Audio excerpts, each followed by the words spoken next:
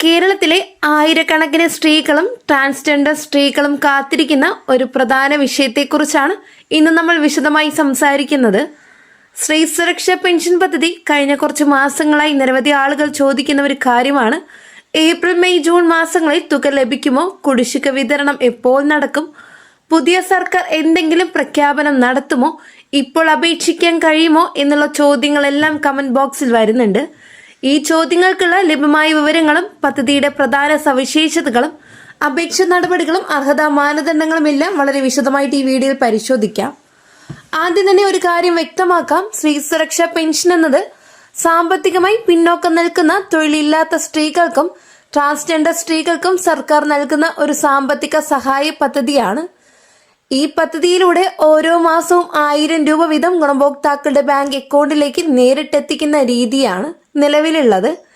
കേരളത്തിലെ നിരവധി കുടുംബങ്ങൾക്ക് ഈ തുക ചെറിയതാണെന്ന് തോന്നുമെങ്കിലും പലർക്കും മരുന്ന് വാങ്ങാനും വീട്ടു ചിലവുകൾ നടത്താനും അത്യാവശ്യ ആവശ്യങ്ങൾ നിറവേറ്റാനും അതുപോലെ സേവിങ്സ് ആയി എടുത്തു വെക്കാനും ഈ തുക വലിയ സഹായകമാണ്. അതുകൊണ്ട് തന്നെ ഒരു മാസത്തെ തുക പോലും വൈകുമ്പോൾ ഗുണഭോക്താക്കൾക്ക് ആശങ്ക ഉണ്ടാകുന്നത് സ്വാഭാവികമായ കാര്യമാണ്.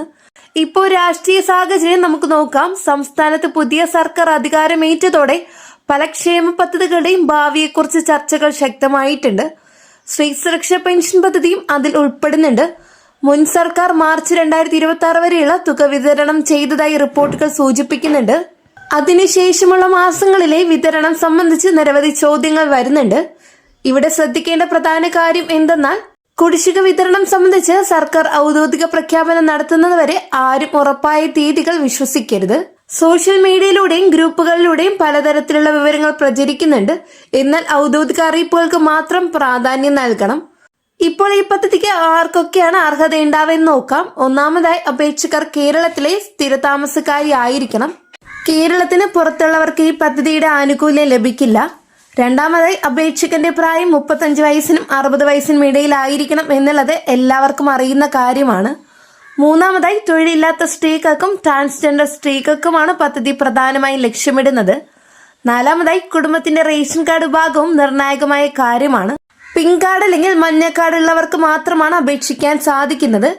ഇനി നിരവധി ആളുകൾക്ക് അറിയാത്ത ഒരു കാര്യം പറയാം. ഇതിനകം വിധവാ പെൻഷൻ, ഭിന്നശേഷി പെൻഷൻ, വാർദ്ധക്യകാല പെൻഷൻ തുടങ്ങിയ മറ്റ് സാമൂഹ്യ സുരക്ഷാ പെൻഷനുകൾ ലഭിക്കുന്നവർക്ക് സ്ത്രീ സുരക്ഷാ പെൻഷൻ ലഭിക്കില്ല.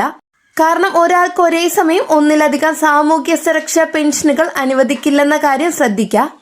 അതുപോലെ സർക്കാർ ജീവനക്കാർക്കും അർദ്ധ സർക്കാർ സ്ഥാപനങ്ങളിലെ ജീവനക്കാർക്കും പദ്ധതിയുടെ ആനുകൂല്യങ്ങൾ ലഭിക്കില്ല. ഇനി അപേക്ഷിക്കാൻ ആവശ്യമായ രേഖകൾ എന്തൊക്കെയാണെന്ന് നോക്കാം. ഏറ്റവും പ്രധാനപ്പെട്ട രേഖ ആധാർ കാർഡാണ്. ആധാർ ഇല്ലാത്ത അപേക്ഷ നടപടികൾ പൂർത്തിയാക്കാൻ സാധിക്കില്ല. അതുപോലെ പ്രായം തെളിയിക്കുന്ന രേഖയും അത്യാവശ്യമായ കാര്യമാണ്. അതായത് ജനന സർട്ടിഫിക്കറ്റ്, സ്കൂൾ TC അല്ലെങ്കിൽ സ്കൂൾ സർട്ടിഫിക്കറ്റ് അല്ലെങ്കിൽ പാസ്പോർട്ട് എന്നിവയിൽ ഏതെങ്കിലും ഒന്ന് ഉപയോഗിക്കണം. ഇതില്ലെങ്കിൽ അപേക്ഷ അപ്രൂവ് ആവില്ല. അതുപോലെ റേഷൻ കാർഡിന്റെ പകർപ്പ് നിർബന്ധമായ കാര്യമാണ്.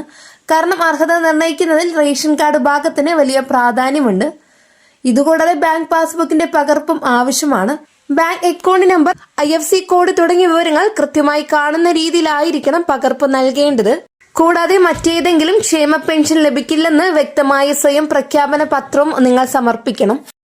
ഇനി അപേക്ഷ എങ്ങനെയാണ് നൽകേണ്ടതെന്ന് പലരും ചോദിക്കുന്നുണ്ട്. നിലവിൽ K-സ്മാർട്ട് പോർട്ടൽ വഴി അപേക്ഷകൾ സ്വീകരിക്കുന്നുണ്ട്. ആവശ്യമായ രേഖകൾ ഡിജിറ്റൽ രൂപത്തിൽ തയ്യാറാക്കി വെച്ചാൽ അപേക്ഷ സമർപ്പിക്കാൻ വളരെ എളുപ്പമായിരിക്കും. അത് മൊബൈലിൽ തന്നെ നിങ്ങൾക്ക് അപേക്ഷിക്കാൻ സാധിക്കും. പലർക്കും ഓൺലൈൻ അപേക്ഷ നൽകാൻ ബുദ്ധിമുട്ടുണ്ടാകും. അത്തരം സാഹചര്യങ്ങളിൽ കുടുംബാംഗങ്ങളുടെയോ അക്ഷയ കേന്ദ്രങ്ങൾ വഴിയോ CSC സെന്ററുകൾ വഴിയോ നിങ്ങൾക്ക് സുഗമമായി അപേക്ഷിക്കാൻ സാധിക്കും. ഇവിടെ മറ്റൊരു പ്രധാന കാര്യം പറയാം. അപേക്ഷ സമർപ്പിച്ച ഉടൻ തന്നെ ആനുകൂല്യം ലഭിക്കുമെന്ന് പ്രതീക്ഷിക്കുന്നത് തെറ്റായ കാര്യമാണ്. അപേക്ഷ പരിശോധിക്കുകയും അർഹത ഉറപ്പാക്കുകയും ചെയ്ത ശേഷമാണ് ഗുണഭോക്താക്കൾ പട്ടികയിൽ ഉൾപ്പെടുന്നത്. ഇപ്പോഴും പലരും ചോദിക്കുന്ന ഒരു പ്രധാന ചോദ്യമുണ്ട്. ഈ പദ്ധതിക്ക് അപേക്ഷിക്കാനുള്ള അവസാന തീയതി ഉണ്ടോ എന്ന്.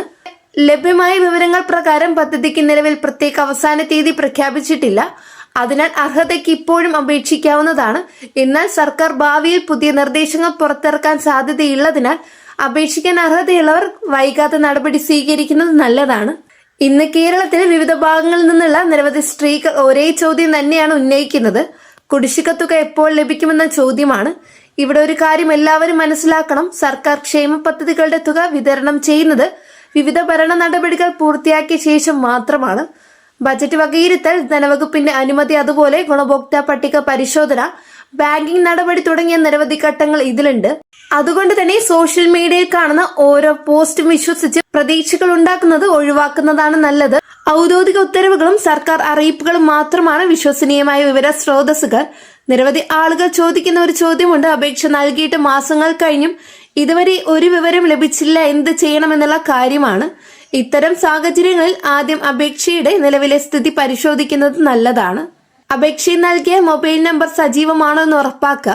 ബാങ്ക് അക്കൗണ്ട് വിവരങ്ങൾ കൃത്യമാണോ എന്ന് പരിശോധിക്കുക. ആധാർ നമ്പറും ബാങ്ക് അക്കൗണ്ടും തമ്മിലുള്ള ബന്ധം ശരിയായ രീതിയിൽ പൂർത്തിയാക്കിയിട്ടുണ്ടോ എന്നും ഉറപ്പാക്കണം.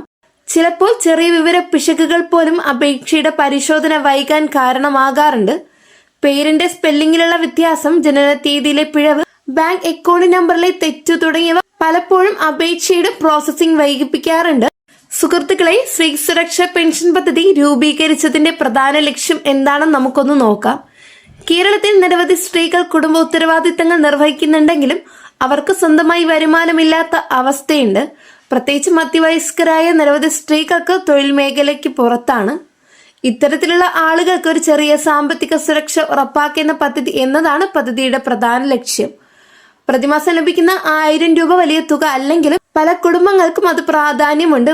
മരുന്ന് വാങ്ങാനും മുമ്പ് പറഞ്ഞ പോലെ തന്നെ കാര്യങ്ങളെല്ലാം ആവശ്യമായിട്ടുള്ളതാണ്. ഇനി പലർക്കും സംശയമുള്ള മറ്റൊരു വിഷയത്തിലേക്ക് കടക്കാം. റേഷൻ കാർഡ് ഭാഗം മാറിയാൽ എന്ത് സംഭവിക്കും എന്നുള്ളതാണ്. നിലവിൽ പദ്ധതിയിലെ പ്രധാന അർഹതാ മാനദണ്ഡങ്ങളിൽ ഒന്നാണ് PHH പിങ്ക് അല്ലെങ്കിൽ മഞ്ഞ റേഷൻ കാർഡ്. അതുപോലെ ഭാവിയിൽ റേഷൻ കാർഡ് ഭാഗത്തിൽ മാറ്റമുണ്ടായാൽ അതിന്റെ അടിസ്ഥാനത്തിൽ അർഹത പുനഃപരിശോധിക്കാൻ സാധ്യതയുണ്ട്. അതുകൊണ്ട് റേഷൻ കാർഡുമായി ബന്ധപ്പെട്ട വിവരങ്ങൾ എപ്പോഴും പുതുക്കി സൂക്ഷിക്കേണ്ടതാണ്. ഇനി ബാങ്ക് അക്കൗണ്ടിനെ കുറിച്ച് സംസാരിക്കാം. അതായത് പലപ്പോഴും ഗുണഭോക്താക്കൾക്ക് തുക അനുവദിച്ചിട്ടുണ്ടെങ്കിലും ബാങ്ക് അക്കൗണ്ടുമായി ബന്ധപ്പെട്ട സാങ്കേതിക കാരണങ്ങളാൽ അക്കൗണ്ട് നിർജീവമായിരിക്കാം, KYC പൂർത്തിയാക്കിയിട്ടില്ലായിരിക്കാം, അല്ലെങ്കിൽ ആധാർ സീഡിംഗ് പ്രശ്നമുണ്ടാകും. അതുകൊണ്ട് ബാങ്ക് ശാഖയിൽ പോയി അക്കൗണ്ട് സജീവമാണോ എന്ന് ഇടയ്ക്കിടെ പരിശോധിക്കുന്നത് നല്ലതാണ്.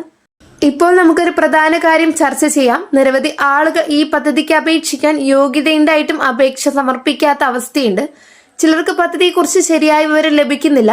ചിലർക്ക് അപേക്ഷ നടപടികൾ ബുദ്ധിമുട്ടാണെന്ന് തോന്നുന്നുണ്ട്. മറ്റു ചിലർക്ക് അർഹതയുണ്ടെന്ന കാര്യത്തിൽ തന്നെ സംശയമുണ്ട്.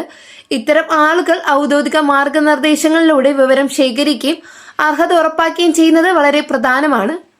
ഇനി കുടുംബാംഗങ്ങൾ ശ്രദ്ധിക്കേണ്ട ഒരു പ്രധാന കാര്യം പറയാം. വീട്ടിൽ അർഹതയുള്ള സ്ത്രീകൾ ഉണ്ടെങ്കിൽ അവരെ പദ്ധതിയെക്കുറിച്ച് ബോധവൽക്കരിപ്പിക്കുക. പലപ്പോഴും ഗ്രാമപ്രദേശങ്ങളിൽ കഴിയുന്ന ആളുകൾക്ക് ഇത്തരം പദ്ധതിയെക്കുറിച്ച് പൂർണ്ണമായ വിവരം ലഭിക്കാറില്ല. ആയതിനാൽ ശരിയായ വിവരം പങ്കുവെക്കുന്നത് നല്ലതാണ്.